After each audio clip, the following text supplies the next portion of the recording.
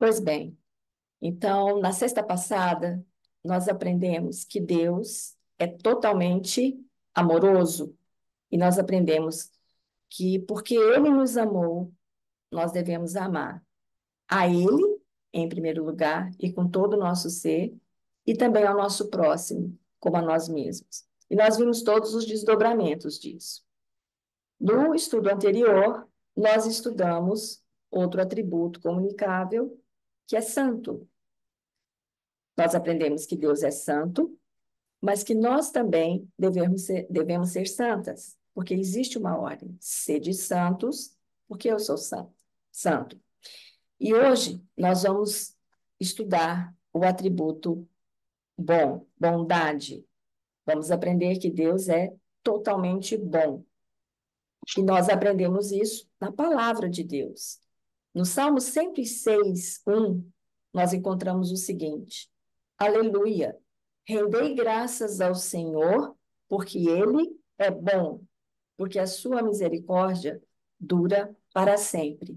Nós vamos ver este versículo dessa mesma forma, com essas mesmas palavras, repetido em Salmo 107, 1, Salmo 118, 1, Salmo 136, 1, Salmo 118 também, no versículo 29, ele repete, ele fala no 1 e ele fala no 29. Rendei graças ao Senhor, porque Ele é bom. Então, a palavra de Deus estabelece: Deus é bom. E porque Ele é bom, nós devemos render graças. Ou seja, nós devemos expressar a nossa gratidão porque Ele é bom. E essa bondade de Deus, ela já é refletida desde o começo. No primeiro capítulo da Bíblia, nós vamos ver a bondade sendo expressa repetidas vezes durante a criação. No versículo 1, no capítulo 1, do versículo 1 ao 4, diz o seguinte: No princípio criou Deus os céus e a terra. A terra, porém, estava sem forma e vazia. Havia trevas sobre a face do abismo, e o Espírito de Deus pairava por sobre as águas. Disse Deus: haja luz, e houve luz. E viu Deus que a luz era boa, e fez separação entre a luz e as trevas. Vejam que nada acontece por acaso. Nós aprendemos que a repetição na Bíblia não é por acaso. A repetição procura nos chamar a atenção para algo. E vimos que a bondade de Deus é repetida várias vezes e ela começa, inclusive, a ser esclarecida, a ser evidenciada no primeiro capítulo e na primeira etapa da criação. E vejam que Deus criou primeiro a luz e fez a separação entre a luz e as trevas, já apontando para o plano de redenção. E ele diz: e viu Deus que a luz era boa. Essa bondade de Deus evidenciada na criação, ela vai continuar até o último versículo, no versículo 31, quando diz: viu Deus tudo quanto fizera, e eis que era muito bom. Houve tarde e manhã, o sexto dia. Nós já aprendemos lá nos atributos incomunicáveis que Deus é autoexistente. Vocês se lembram do que significava isso? Autoexistente. Ele não dependeu de nada, de ninguém para ser criado, ele sempre existiu. Ligado, inclusive, a outro atributo que é eterno. Então, Deus não foi criado nem por ninguém, nem por nada, e, além disso, ele é a origem de todas as coisas. E quando Deus declara que a luz é boa, ele está dizendo que é o reflexo da própria bondade. Por quê? Porque a luz teve origem nele, foi criada pelo poder da sua palavra. Então, quando ele diz que a luz é boa, ele está dizendo que isso é o reflexo da própria bondade. Um ser que é totalmente bom, ele dá origem a coisas boas, refletindo a própria bondade dele, o próprio atributo que ele tem. Deus é plenamente bom e a fonte de toda bondade. Então, mais para frente, nós vamos encontrar a mesma ordem lá de sede santos, porque eu sou santo, daqui a pouco nós vamos aprender que nós devemos ser bons, boas, porque Deus é bom. E Ele é a fonte dessa bondade, Ele é a fonte de toda bondade, inclusive daquela que nós devemos refletir. Então, por nós mesmos, por mais que nós nos achemos boas, boazinhas, né? Nós não somos. Por nós mesmas, nós não somos. Nós precisamos refletir essa bondade através da bondade do Senhor sendo derramada sobre as nossas vidas. Além disso, Deus é infinitamente bom.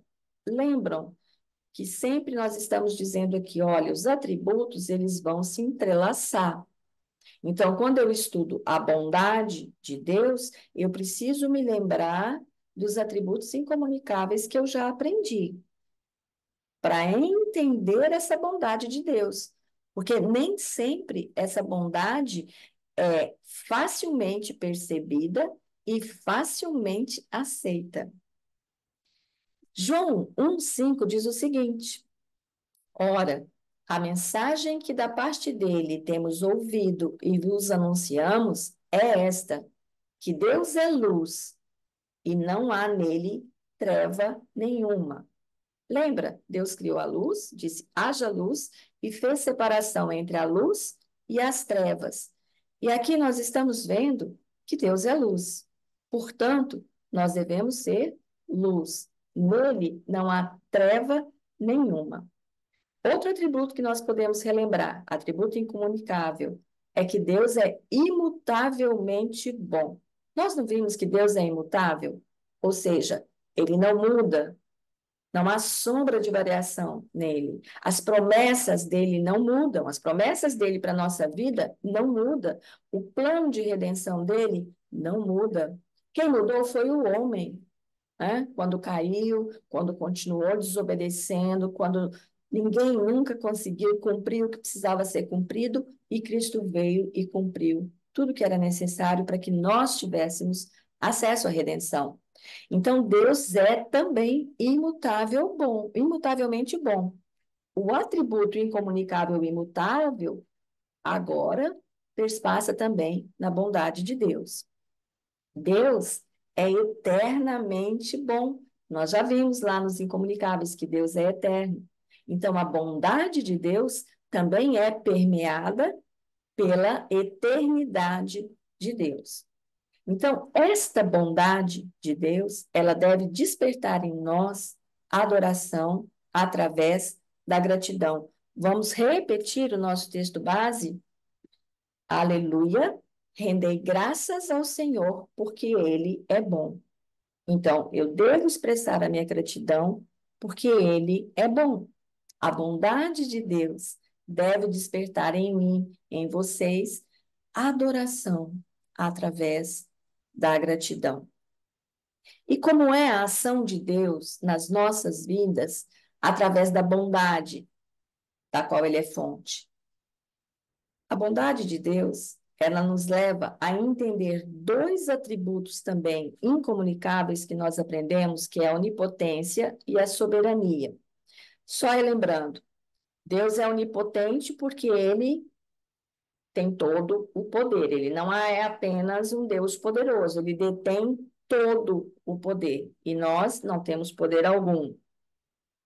Deus é soberano, ou seja, ele reina absoluto sobre tudo e todas as coisas e sobre nós. E às vezes, compreender a soberania de Deus nas nossas vidas é algo difícil. E nós vamos compreender a soberania através da bondade de Deus. A bondade de Deus nos leva a crer, a confiar que Ele é capaz de fazer com que todas as coisas cooperem para o nosso bem. Quando a gente lê este versículo, que está lá em Romanos 8, 28, que diz o seguinte: sabemos que todas as coisas cooperam para o bem daqueles que amam a Deus, daqueles que são chamados segundo o seu propósito. Vejam que quanto mais nós caminhamos no estudo dos atributos, mais nós vamos percebendo que cada versículo que a gente lê, a gente consegue destacar alguns atributos. Por isso que o estudo dos atributos é tão importante. Olha aqui, sabemos que todas as coisas cooperam para o bem. É uma coisa boa. Daqueles que amam a Deus. Veja, já estudamos o atributo amor. Daqueles que são chamados segundo o seu propósito. Então, aqui nós vemos bondade e amor. Amor nós já estudamos. Bondade nós estamos estudando hoje. Como é difícil, às vezes, compreender esse versículo, porque ele não exclui. Ele não fala, olha, algumas coisas cooperam para o nosso bem. Não, ele diz, todas as coisas cooperam para o bem daqueles que amam a Deus. Então, através da bondade de Deus, porque aqui está dizendo sobre a soberania do Senhor. Todas as coisas cooperam para o bem daqueles que amam a Deus. Ele não está excluindo nada. Né? Mas nós podemos confiar que tudo que aquilo que não me parece bom hoje, e às vezes não é bom mesmo, vai ser usado ao final para o nosso bem. E é muito difícil, às vezes, compreender isso. E nós só conseguimos compreender isso, minhas queridas, quando nós compreendemos o que é a bondade de Deus. Quando nós compreendemos que essa bondade é eterna, é imutável. Vejam, por exemplo, em Gênesis 50, 20, que fala da história de José, e lá no final diz o seguinte, José falando, né? Vós, se dirigindo aos irmãos, vós, na verdade, intentastes o mal contra mim, porém, Deus o tornou em bem, para fazer, como vedes agora, que se conserve muita gente em vida. Lembram? Os irmãos de José atentaram contra a vida dele, armaram, maquinaram para acabar com a vida dele, e todo este processo o levou para aquele lugar, e de uma maneira poderosa, Deus colocou José numa posição de autoridade e fez dele celeiro para todos os povos, inclusive para os irmãos. Então, nesta passagem, José está expressando a gratidão dele pela bondade de Deus, porque ele diz: os irmãos intentaram mal contra ele, mas Deus tornou esse mal em bem. Deus tornou esse mal em algo bom para a vida de José. Não só para a vida de José, mas para a vida de tanta gente, inclusive dos irmãos, que intentaram o mal contra ele. Percebem que só essa visão da bondade de Deus ajudou José a entender a soberania de Deus, porque afinal de contas, ele passou por todo aquele vale, né? De se sentir abandonado, traído pelos irmãos, né? Mas lá na frente, ele pôde declarar isso para o Senhor, expressar a gratidão dele, porque Deus transformou toda aquela situação em bem. A nossa mente limitada, a nossa compreensão limitada, às vezes nos impede de enxergarmos isso. Por isso que nós precisamos pedir ao Senhor que Ele nos ensine a entender a bondade que vem dele. A fonte de toda bondade é o Senhor. Então nós temos que buscar nele compreender essa bondade e refletir essa bondade nas nossas vidas. Então, nós podemos perceber também que a bondade de Deus, ela transcende tanto tudo que nós conseguimos compreender, que ela transcende, inclusive, a utilidade do que ele criou. Por exemplo, Deus criou a natureza, né? As coisas que nós vemos, as árvores, os frutos. Mas vejam, Deus não criou apenas algo funcional. Ele não criou uma árvore, por exemplo. Eu vou pegar um exemplo de uma fruta que eu gosto muito, que é pêssego. Ele não criou apenas o pêssego para eu comer, para eu me alimentar. Vejam que quando eu pego o pêssego, aquela textura já me causa algo bom, é uma textura aveludada. Quando eu coloco o pêssego na boca, eu não estou apenas me alimentando, mas eu estou sentindo aquele sabor, né? Aquela multifacetada de aroma, de sabor, de prazer que a gente sente em estar comendo um fruto tão saboroso. Percebem que não é apenas a beleza do fruto, da árvore, da utilidade de matar a minha fome, mas Deus criou de uma forma tão bela e não apenas funcional, e isso nos mostra a bondade dele para conosco. Quando nós contemplamos o que ele criou, se nós pararmos um pouco para observar a beleza das cores, a quantidade de cores que existe, a quantidade de sons que nós conseguimos ouvir de um pássaro, até de uma abelhinha, né, das asinhas dela ali batendo. Então, ele não criou apenas algo funcional para suprir as nossas necessidades físicas, mas ele criou de uma maneira bela, que expressa, inclusive, a glória dele. Ah, hoje nós sofremos, e a criação também sofre, né? Por conta da própria queda, a queda não atingiu apenas nós, homens, mas atingiu também a natureza geme hoje, e mesmo em meio a esse cenário, nós conseguimos contemplar a beleza da criação do Senhor. Mesmo na nossa rebeldia, né? E como nós somos desobedientes, mesmo na nossa rebeldia, a bondade de Deus nos segue, como esse cântico que nós ouvimos antes do estudo começar. Quando o cântico diz, tua bondade me seguirá, é uma verdade. Mesmo na minha rebeldia, a bondade de Deus continua me seguindo, continua me alcançando, continua me tocando, me constrangendo.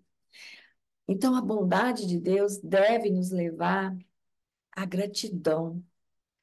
E às vezes nós perdemos um tempo enorme nos queixando quanto ao que nós não temos e esquecemos de agradecer pelo que nós temos, pelo que Deus nos dá. E nós precisamos aprender que Ele nos dá o que nós precisamos.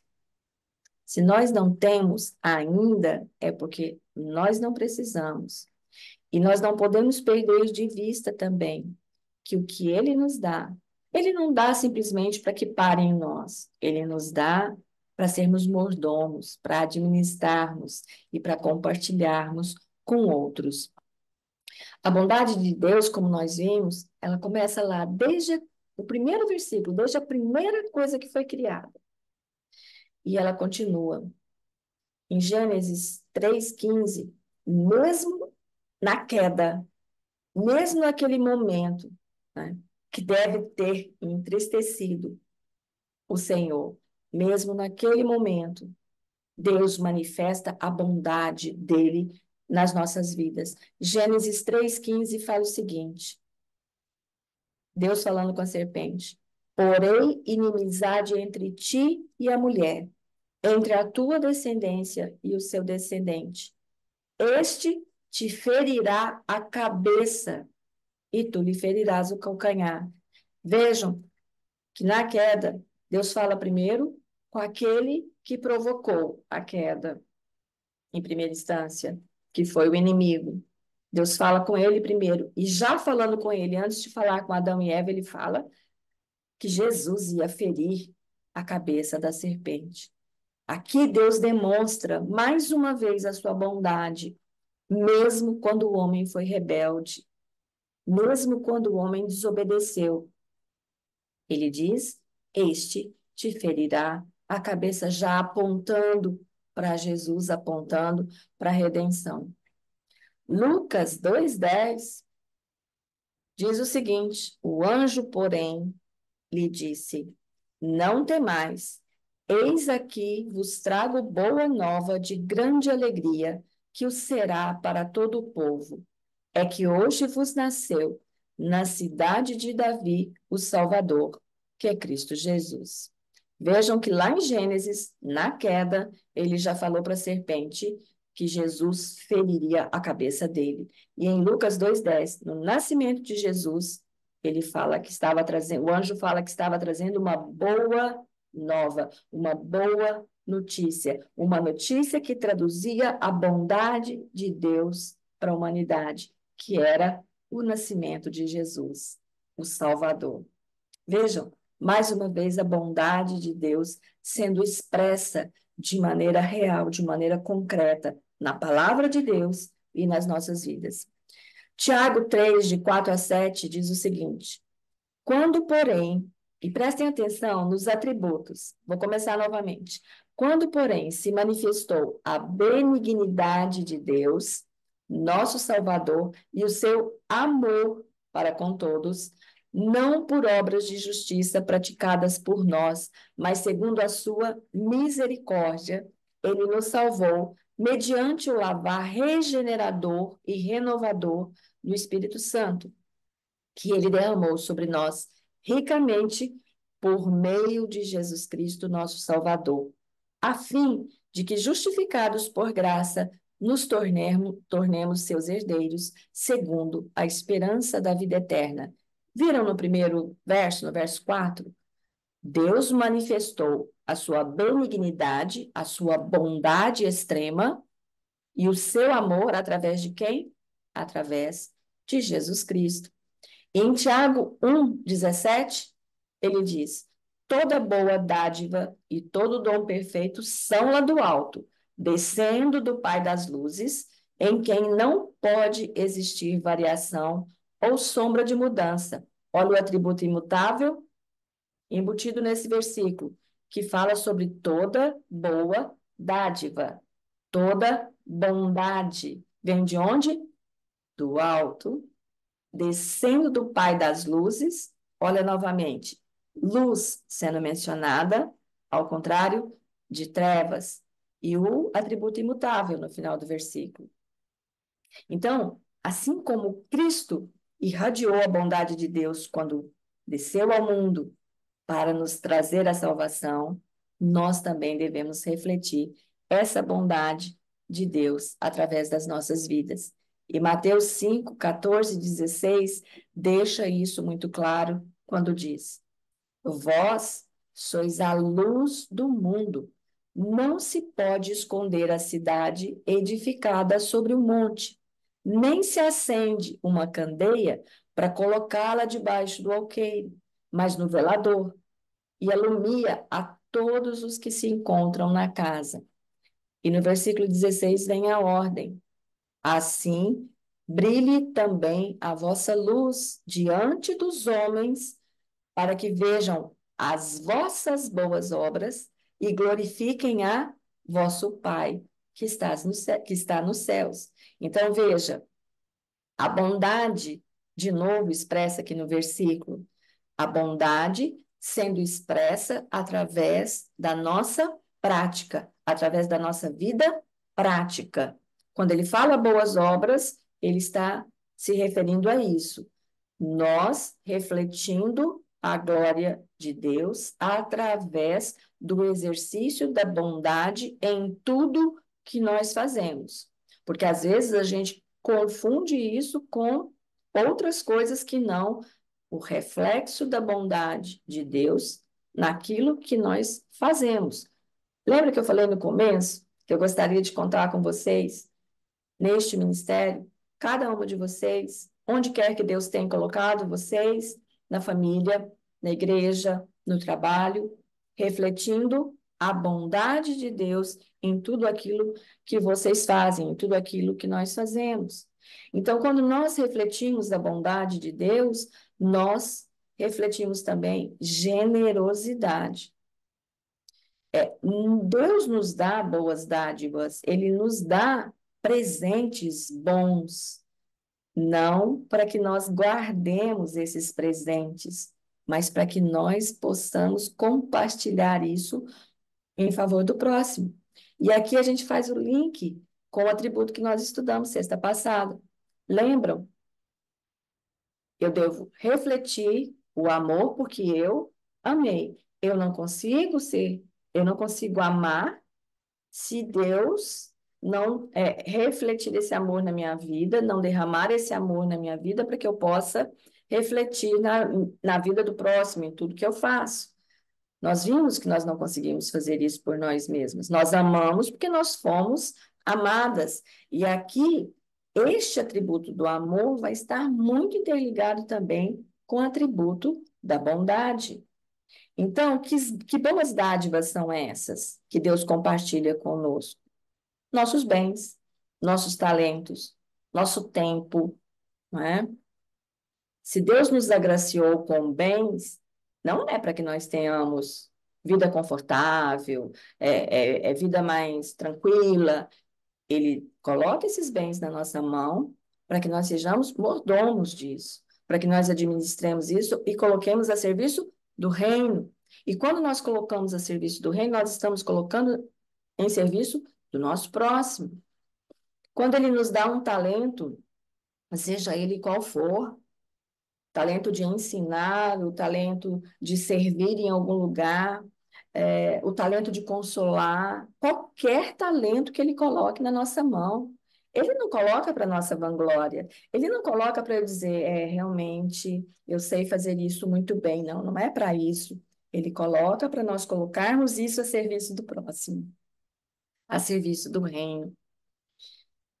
O tempo, o tempo é algo que ele coloca na nossa vida para que nós saibamos administrar esse tempo, para que nós possamos trabalhar, porque quando nós estamos trabalhando, nós estamos ganhando nosso sustento, mas nós também temos a oportunidade de glorificar a Deus, de levar outras pessoas a Jesus através do nosso trabalho. Nós precisamos remir o tempo, né? Usar muito bem esse tempo, porque quando nós não usamos bem o nosso tempo, nós não estamos glorificando a Deus, e aqui ninguém está dizendo que nós não podemos descansar. Descansar é uma ordem que o Senhor nos deu, né? Mas descansar, nós não podemos ser preguiçosas. Existe uma diferença, mas descansar é um mandamento, e nós precisamos descansar. Ele, ele descansou para nos dar o exemplo de que nós devemos descansar. Então, nós precisamos identificar na nossa vida tudo aquilo que nega a bondade de Deus. Porque se Deus é a fonte de toda bondade, e eu devo buscar nele essa bondade para ser refletida na minha vida, eu preciso olhar para a minha vida e verificar o que está na minha vida que está negando a bondade de Deus. Por exemplo, quando eu sou uma pessoa avarenta, hã? Eu quero só guardar o que eu ganho, sei lá por quê. Porque o avarento, ele não nem aplica em alguma coisa, ele vai guardando, ele não sabe para quê. Eu estou negando a bondade de Deus, concorda? Porque eu estou, primeiro, duvidando de que Deus vai prover a cada dia como ele proveu com maná no deserto, né? Então, eu preciso crer e confiar naquilo que ele tem colocado nas minhas mãos como fonte de sustento para a minha vida e como fonte também de servir a outros. E isso não tem nada a ver com valores nem quantidade, porque se nós lembrarmos lá da história da viúva pobre, ela deu a única coisa que ela tinha. Então, ela deu muito, né? Ela deu tudo que ela tinha. Então, nós precisamos tentar identificar e pedir a Deus, sonda o meu coração, Senhor, e veja se há nele algo que está negando a bondade de Deus. Porque se eu nego a bondade de Deus através de alguma atitude interna minha, essa bondade não vai refletir na minha vida. Vejam, se eu voltar no versículo 16 de Mateus 5, ele deu uma ordem. Assim, brilhe também a vossa luz diante dos homens. Para quê? Para que eles olhem para você, vejam as suas boas obras, né, vejam a bondade de Deus através de você e glorifiquem a Deus. Então, essa ordem aqui é uma ordem muito séria. Eu preciso pedir ao Senhor o que está me impedindo de que essa luz brilhe na minha vida. O que está havendo no meu coração que eu não estou refletindo a bondade de Deus? Nós precisamos pedir que Ele sonde os nossos corações e nos mostre isso. Se nós queremos andar na luz como Jesus andou, nós devemos agir com bondade sem esperar retribuição. Porque Jesus andou da forma como ele andou, fez milagres, distribuiu bondade e foi morto, pregado numa cruz. E muitas vezes nós também vamos receber um tratamento parecido, não igual, né? Eu não sei, eu não seria capaz de passar por um sacrifício desse, por isso que Jesus precisou vir. Mas muitas vezes nós vamos passar por situações difíceis por não receber essa retribuição. Mas nós não podemos ter isso como alvo. Nós temos que ter como alvo refletir a bondade de Deus, independentemente da reação das pessoas, inclusive daquelas que estão sendo alvos desta bondade. Porque se Deus fosse olhar para mim, lembra que nós estudamos que o amor de Deus, ele não leva em conta retribuição, nem o valor do objeto? A mesma coisa vale aqui. Nós não devemos exercitar a bondade pensando em retribuição. Lá em Atos 10, 38 e 39 diz: Como Deus ungiu a Jesus de Nazaré com o Espírito Santo e com poder, o qual andou por toda a parte fazendo o bem e curando a todos os oprimidos do diabo, porque Deus era com ele.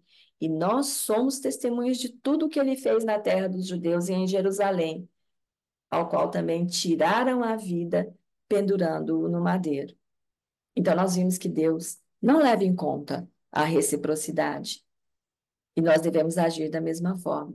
Devemos ser boas, devemos exercitar a bondade que Deus derrama sobre nós sem esperar reciprocidade, sem esperar retribuição.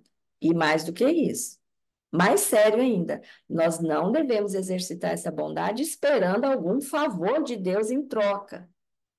Porque tudo que Deus nos dá é de graça, é graça. A bondade que nós devemos exercitar é para refletir a glória dele, percebem? Então, nós não podemos fazer como barganha por alguma coisa diante dele, nem dos outros. Nós devemos exercitar a bondade apenas para expressar a gratidão a Deus e também para refleti-lo em nossas vidas. Lembra que nós estudamos do primeiro estudo lá atrás, o primeiro estudo que eu ministrei. Nós somos criadas por Deus para refletir a glória dele. Então, tudo que nós estudarmos, que nós devemos fazer, é para refletir a glória de Deus. Vejam Gálatas 6:9, que é um encorajamento para nós. E não nos cansemos de fazer o bem, porque a seu tempo ceifaremos, se não desfalecermos. Então, a persistência e a constância em fazer o bem, ela produz frutos na estação própria. Às vezes nós somos imediatistas, né? A gente se cansa de fazer o bem, principalmente porque não tem retribuição, e a gente fala, puxa vida, vou desistir, eu vou desistir porque a pessoa age assim, a pessoa age da outra forma. Mas Gálatas 6:9 vem nos dizer, não nos cansemos de fazer o bem, porque a seu tempo colheremos. De homens? Não, de Deus, porque é para Ele. O alvo de tudo isso é a glória de Deus. Então, eu repito aqui para vocês hoje a pergunta que nós viemos fazendo desde o primeiro estudo desta fase e vamos repetir a cada estudo. Qual a vontade de Deus para a sua vida? Com o estudo de hoje, qual a vontade de Deus para a sua vida?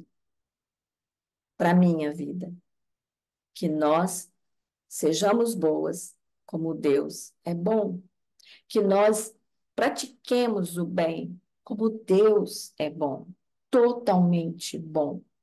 Então, nós precisamos escolher exercitar essa bondade, exercitar a generosidade, porque isso vai refletir a glória de Deus, nós seremos abençoadas e vamos ser abençoadoras na vida de outras. Nós vamos andar na luz como Ele está na luz. E eu vou repetir a outra pergunta que nós temos feito também. Como saber que Deus é totalmente bom muda o meu modo de viver? Como saber que Deus é totalmente bom muda o seu modo de viver? Como saber que Deus é totalmente, imutavelmente, eternamente bom impacta o meu e o seu relacionamento com Deus e com o próximo? Nós precisamos fazer essas duas perguntas. Se nós quisermos estar como a luz, né, que fica no candeeiro, não aquela luz que fica debaixo de qualquer móvel, que não reflete a luz, que não ilumina o ambiente. A luz não vem de nós, né? A luz vem do Senhor, mas nós precisamos colocar isso num lugar de destaque, não para nossa honra, mas para a honra e glória do Senhor. Que Deus possa abençoar as nossas vidas, que Ele nos ensine a fazer isso, porque nós não somos capazes por nós mesmas. Nós precisamos aprender a viver na dependência do Senhor, buscando nele, que é a fonte de toda bondade, ser também bondosas com o próximo, exercitarmos essa bondade. Que Deus abençoe cada uma de vocês.